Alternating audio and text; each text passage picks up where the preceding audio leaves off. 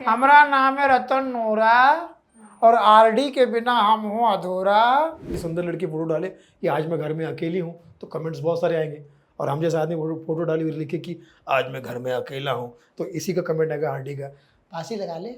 अपने सल्लू को उनके अल्लू से बचा लो यारो, हिंदी फिल्म साउथ ना बन जाए सवालो यारो।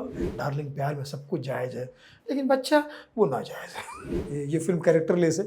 मेरी माँ ने बताया है यही मुझको सिखाया है। ये लड़की पे मुझे शक होता है, कभी कभी मुझे लगता है कि एंकर नहीं भयंकर है, होस्ट नहीं घोस्ट है। नमस्कार दोस्तों, मैं हूं सुनील पाल और आप लोग मुझे देख रहे हैं फर्स्ट इंडिया पर।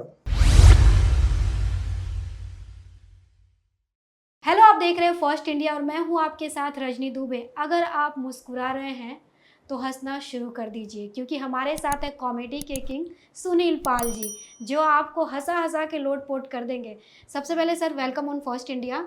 नमस्कार दोस्तों, मैं हूं सुनील पाल, आपका कॉमेडी का लाल, और रजनी दुबे कर रही है कमाल और धमाल। मैं समझता हूं कि दुबे का मतलब दू और बे, गुजराती में बे मतलब दो और भोजपुरी में दू मतलब दो। हालांकि भोजपुरी के दो तो डबल होते हैं, लेकिन गुजरात के बे मतलब दो से ज़रा बच के रहना, समझ गए, वो दो है ना। ये दोस्ती हम नहीं तोड़ेंगे।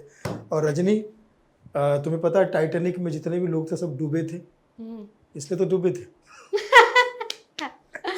आपने तो मेरे सरनेम को ये पूरा डिस्क्राइब कर दिया। शुरुआती आपने काफ़ी धमाल के साथ किया है, काफ़ी हंसा दिया मुझे भी। तब से प्रेमिका बोलती है कि भले तुम्हारे पास टाइटैनिक है, हाँ। लेकिन तुम काइनेटिक से ही आओ। कम से कम डूबे को तो नहीं। तो इन दिनों सर क्या कर रहे हैं आप?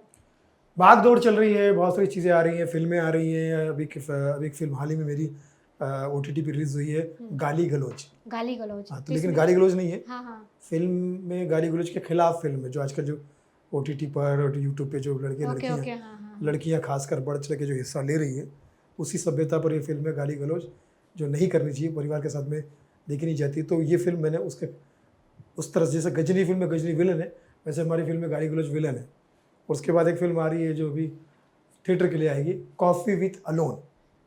ये एकल फिल्म है, एक आदमी की कहानी है, और वो आपको दत्त साहब की फिल्म, सुनील दत्त साहब की फिल्म याद दिलाएगी।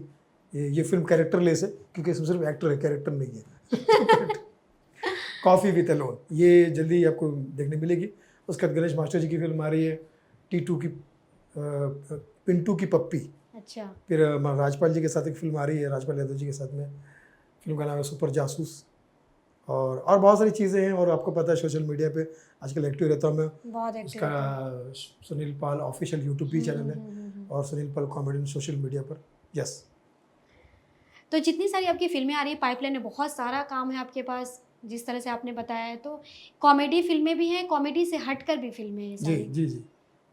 हाँ, जो मेरी जो फिल्म आ रही है कॉफ़ी विथ अलोन, वो कॉमेडी फिल्म ही है, बट वो बोरिंग फिल्म भी नहीं है, आर्ट फिल्म भी नहीं है, क्योंकि आर्ट फिल्म बना सको मेरी इसी औकात नहीं है।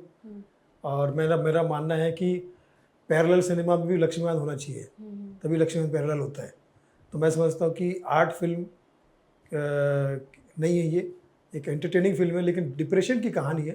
3 दिन में आदमी कैसे मूड स्विंग्स होते हैं, ये कहानी है।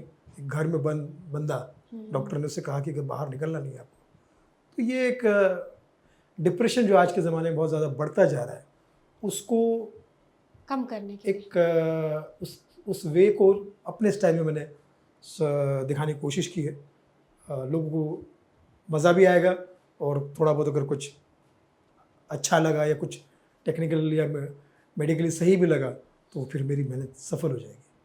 कॉमेडी के बादशाह माने जाते हैं आप, एक से बढ़कर आपने एक कॉमेडी किया, जिस कैरेक्टर को भी क्रिएट कर दिया है, जैसे रतन नूरा, उसको आज भी लोग याद करते हैं। तो कुछ प्लेटफॉर्म पे आपकी कुछ कॉमेडी से भी रिलेटेड शो आ रहे हैं, जैसे रियलिटी शो होते हैं, कुछ कॉमेडी से रिलेटेड आ रहे हैं आपके?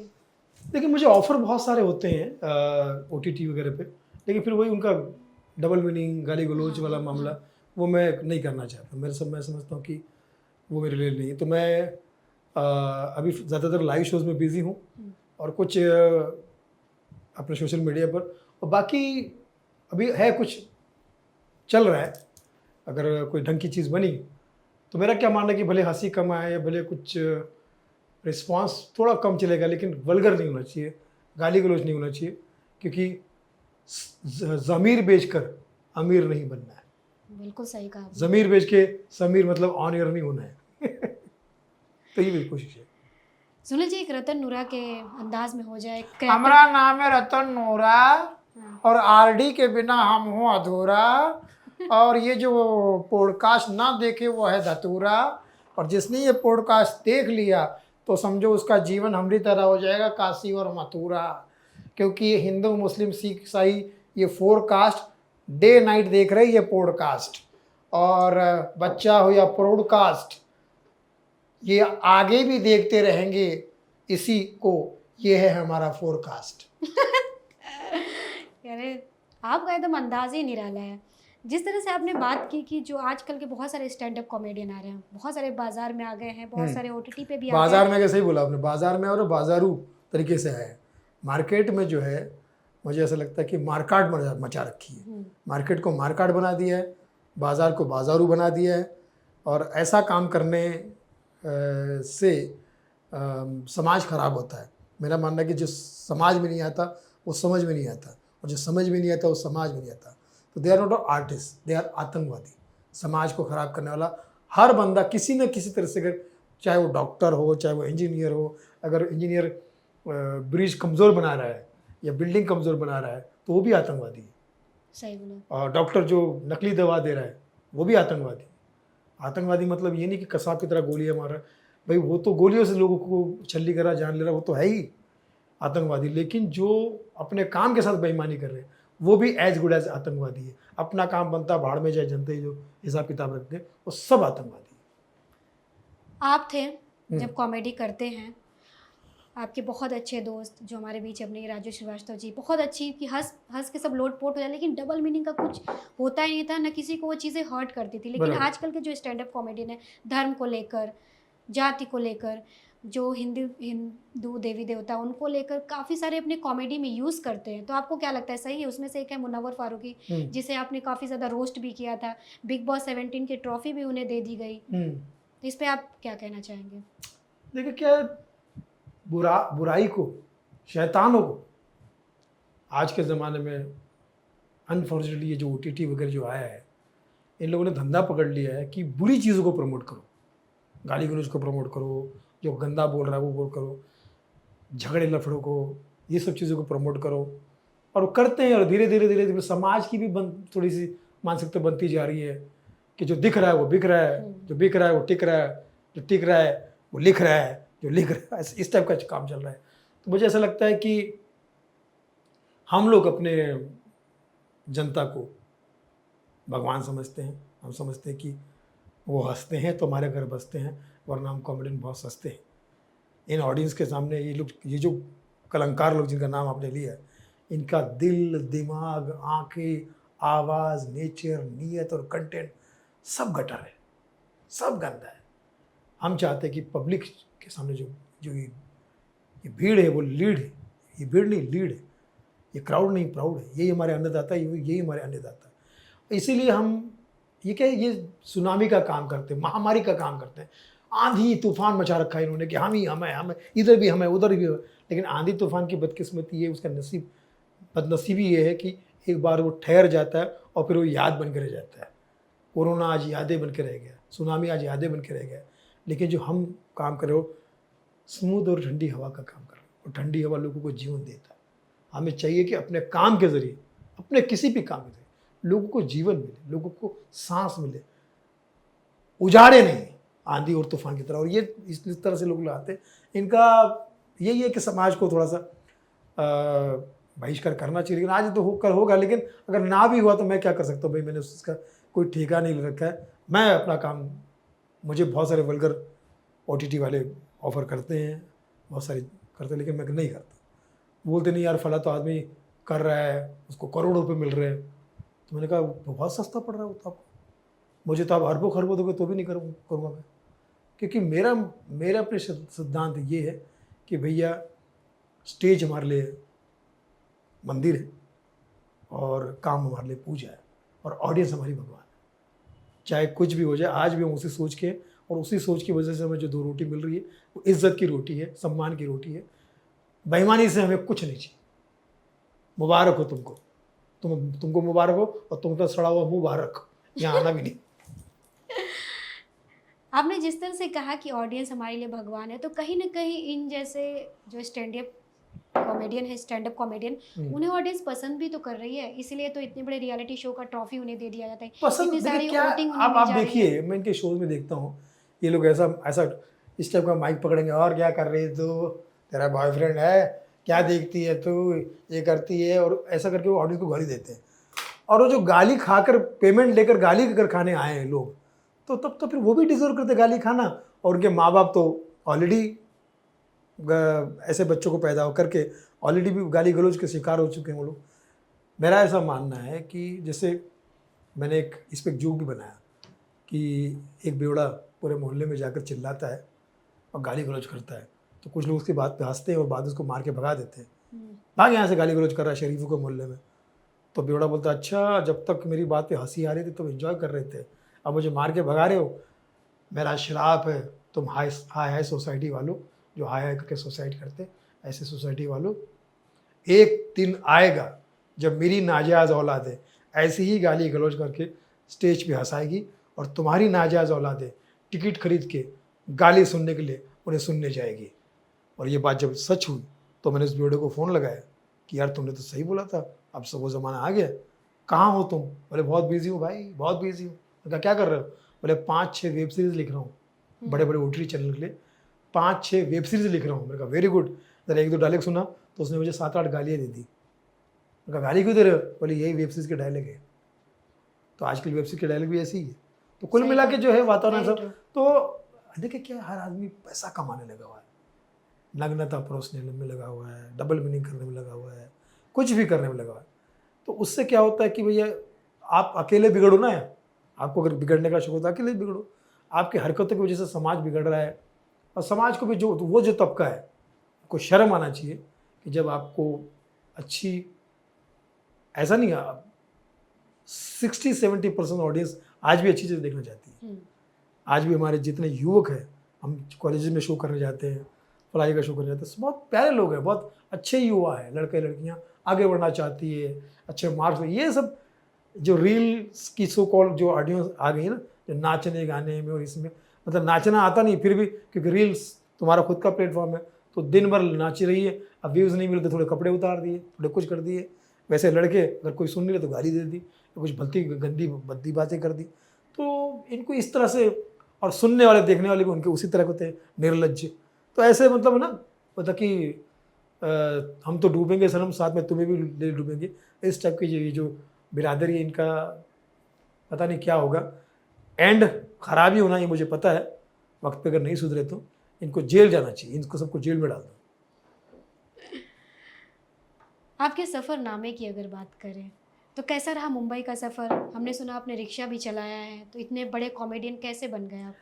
ऐसा कोई भी काम नहीं है जो मेहनत से और ईमानदारी से किया जाए, जो मैंने किया नहीं है स्ट्रगल पीरियड में। चाहे वो मजदूरी हो, चाहे वो ईमानदारी से कोई भी काम मेरे सामने आया। चाय का काम किया, पतंग का काम किया, कबाड़ी का काम किया, मार्केट में असिस्टेंट बनने का काम किया, चाय की दुकान, सब काम किया मैंने। और मैं उस चीज़ को मैं समझता हूँ कि ये मेरे लिए ये जो मेरी जर्नी है वो मेरे लिए एक गुरु का काम करती है। मैंने उस जर्नी में बहुत कुछ सीखा है। बंगाली मिले, गुजराती मिले, सिंधी मिले, शराबी मिले, टपोरी मिले, ये, और लेकिन सब मेरे गुरु बनने बाद में, क्योंकि मैंने उनके स्टाइल को, कैरेक्टर को तो आपने स्टेज पे पेश किया।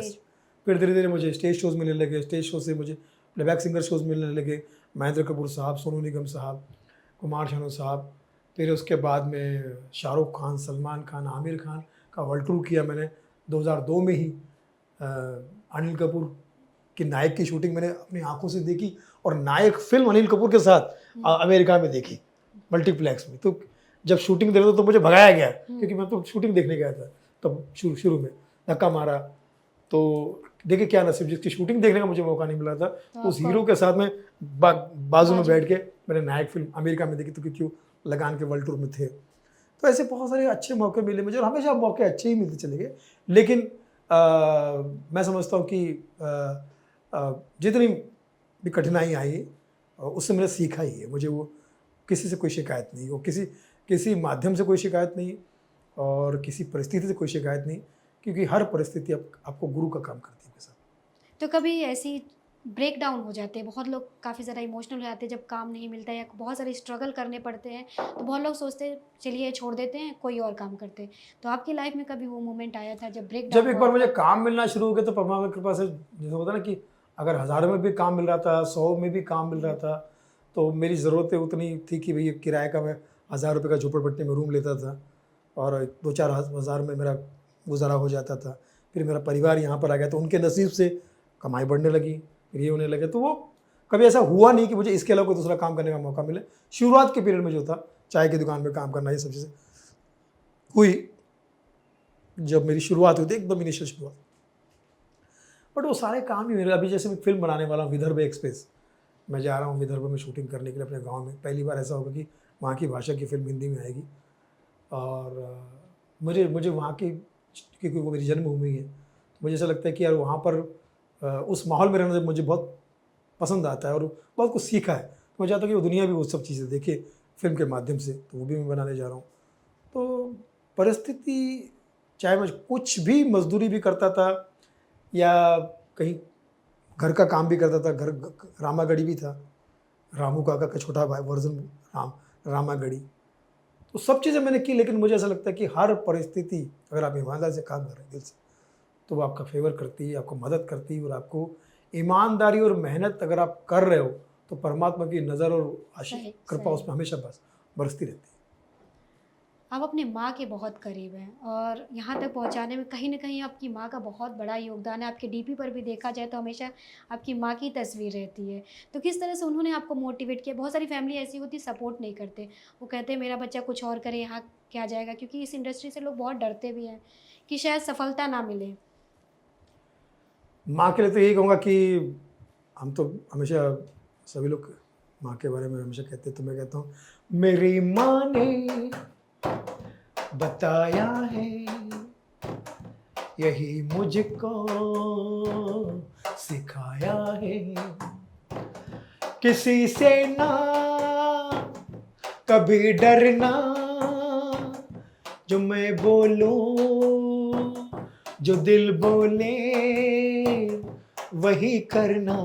लेकिन बीवी कहती है मेरी बीवी ने सिखाया है यही मुझको जताया है, मुझी से तुम सदा डरना, जो मैं बोलूं वही करना। ये फर्क होता है माँ और बीवी में। टैलेंट के खदान कहना आपके लिए गलत नहीं होगा। बहुत अच्छे एक्टर हैं, कॉमेडियन हैं और इतनी अच्छी आवाज़ है आपके पास, तो टैलेंट के पूरे खदान है आप। कोशिश करते हैं कि काम लोगों को पसंद आए, ऐसा कुछ काम कर जाए कि जो हमें भी करने में मज़ा आए और हमारे काम के द्वारा लोगों में मज़ा आए और वातावरण शुद्ध वातावरण, पवित्र वातावरण बना रहे। क्योंकि ऐसा काम, देखिए काम को लोग गलत क्यों करते हैं मुझे समझ में नहीं आता। और बाकी जगह पे तो ये कहते हैं कि सही काम और गलत काम होता है, आर्ट की फील्ड में क्यों नहीं कहते कि भैया ये गलत काम है और ये सही काम है? ये क्यों नहीं कहते? यहाँ तो जो लड़कियाँ जितना नंगा नाचेगी, लाइक पे लाइक, लाइक पे लाइक, लाइक पे लाइक, है ना। वही बात की वही सुंदर लड़की फोटो डाले कि आज मैं घर में अकेली हूँ, तो कमेंट्स बहुत सारे आएंगे। और हम जैसे आदमी फोटो डाली हुई लिखे कि आज मैं घर में अकेला हूँ, तो इसी का कमेंट आएगा हार्डी का फांसी लगा ले। तो ऐसा क्यों? चीज़ को अलग, हर प्रोफेशन में अच्छा ही काम होना चाहिए। देखिए साउथ की फिल्म आप उठा के देख लीजिए, उसमें भारतीय सभ्यता होती है, साफ सुथरी फिल्म होती है, तो साउथ की इंडस्ट्री टक्कर दे रही है आज बॉलीवुड को। हिंदी फिल्म साउथ ना बन जाए संभालो यारो, हिंदी फिल्म साउथ ना बन जाए संभालो यारो, छा रहा तेलुगु चमन, छा रहा तेलुगु चलन, छा रहा तमिल चलन, आ रहा तेलुगु चलन, अपने सल्लू को उनके अल्लू से बचा लो यारो, हिंदी फिल्म साउथ ना बन जाए संभालो यारो, ना करनी विदा प्रेम और नदी स्वामी झुकेगा नहीं साला। अभी तो पुष्पा 1 था तो झुक नहीं रहा था, अभी पुष्पा 2 है तो पता नहीं क्या थूकेगा भी नहीं साला। रुकेगा भी नहीं साला, फूकेगा भी नहीं साला। कहते हैं कि किसी को रुला देना बहुत आसान आसान। होता है, लेकिन किसी को रोते हुए को हंसाना, और एक कॉमेडियन गम में भी हो लेकिन उसे लोगों को हंसाना। तो आपके साथ कभी वो मोमेंट हुआ कि बहुत दुखी हो, तकलीफ में हो, लेकिन स्टेज पे जाकर आपको लोगों को हंसाना है और आपने हंसाया?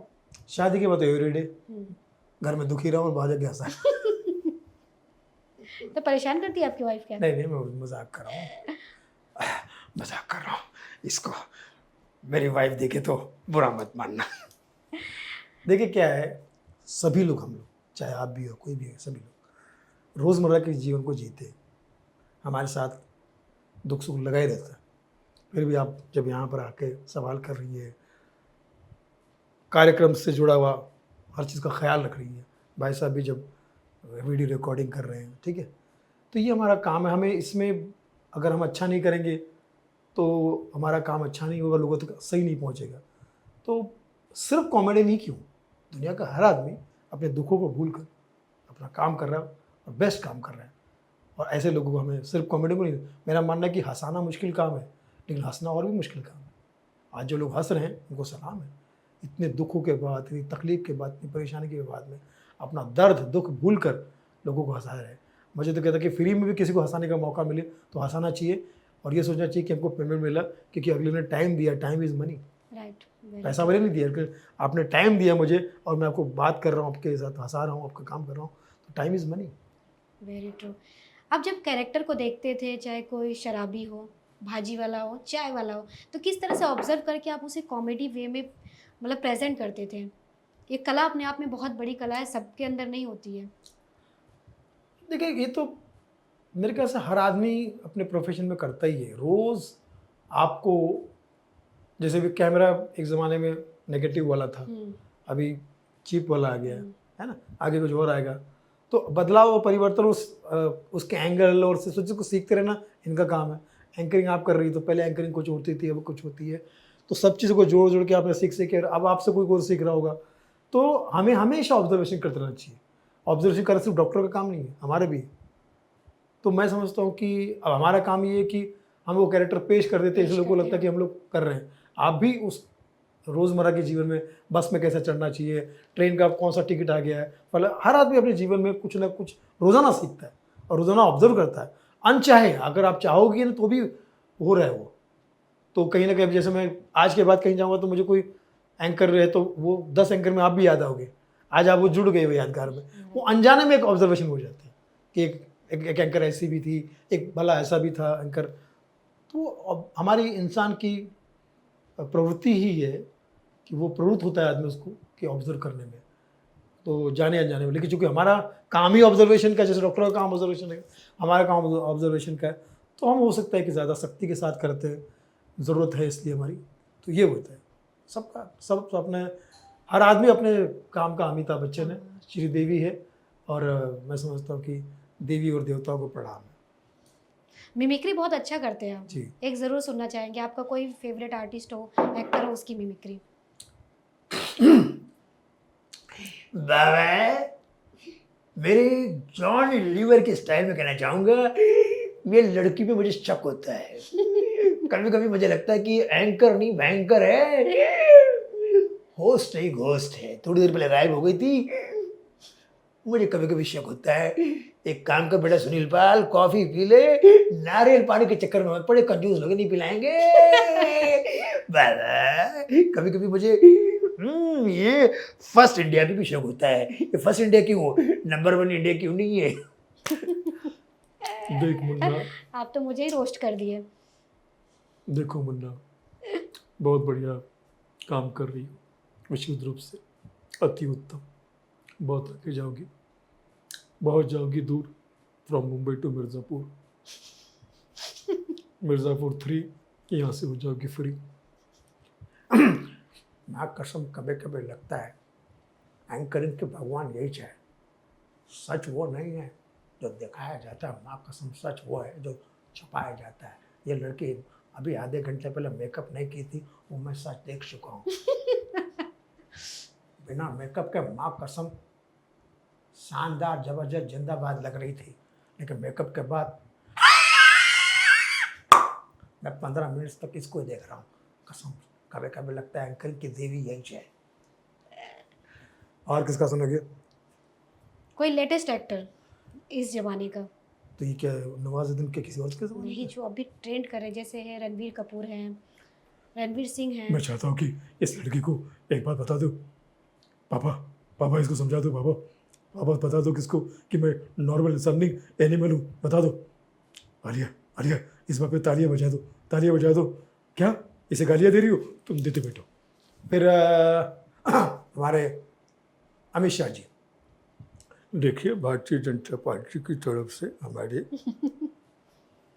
फर्स्ट इंडिया के साथ में हमारा संपूर्ण समर्थन है, क्योंकि हमारी पार्टी इंडिया की पार्टी है, गठबंधन की पार्टी है, ट्रिपल एन की सरकार है, डबल इंजन की पुरानी हो गई, ट्रिपल एन की सरकार है, नरेंद्र बाबू, नीतीश बाबू, नायडू बाबू, ट्रिपल एन की सरकार है। तीन तिगाड़ा काम बिगाड़ा वाला कहावत पुरानी हो चुकी है, अब हम तीन मौसम रंगीन वाला मामला आ चुका है। तो आप घर घर में इस पॉडकास्ट को देखिए मान्यवर मान्यवधु, क्योंकि ये घर की बात है और मैं होम मिनिस्टर हूँ। धन्यवाद। क्या बात है सुनील जी, ऐसे नहीं आपको कहते हैं कॉमेडी के बादशाह। बड़ा अच्छा लग रहा है, आरडी ने अच्छा इंटरव्यू लिया। मेरा नामकरण भी कर दिया। और आरडी में तो दाल रोटी चल रही है ये अपने आप। ये आरडी रोटी दाल, ये आरडी नहीं, ये हस्ती छोटी मोटी है और आरडी का फुल फॉर्म दाल रोटी है। सुनिए जी, आपकी ज़िंदगी में एक पल तब आया था जब आप काफ़ी ज़्यादा टूट गए थे, इमोशनल हो गए। आपके काफ़ी करीबी दोस्त श्रीवास्तव जी जब इस दुनिया से चले गए थे, सबको छोड़ के, वो भी कॉमेडी के बादशाह ही माने जाते थे, तो कैसे आपने अपने आप को संभाला? और अचानक जब आपको ये खबर मिली? वो मैं इस मामले में भगवान को कभी माफ़ नहीं करूँगा।